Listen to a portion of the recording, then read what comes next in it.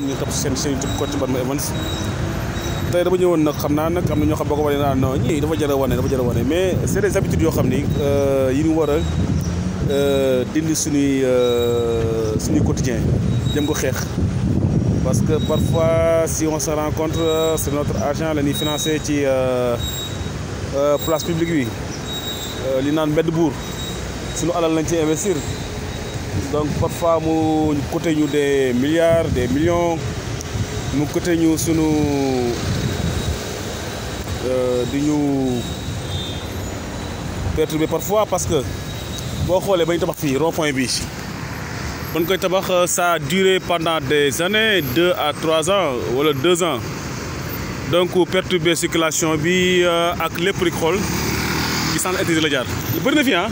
moo tax lii nag panneau bi dafa yàqu yàggul donc mais doo xool ñu ko defar mukk ñu ko defar te yii dafa jar di bàyyi xel parce que dafa bokk ci patriotisme ak civisme yii c'est des détails yoo xam ni dañ ci war di bàyyi xel c'est important mais malheureusement nous sommes des Africains donc mauvaise habitude bi ñu am environnement suñu yoon nekku ci donc ñu gën a am barke ñooy yàq ñuy mettre ñooy njëkk a détruire environnement bi borom barke yi parce que dañuy def leen neex dara lañu fekk moo tax c'est du n'importe quoi donc kon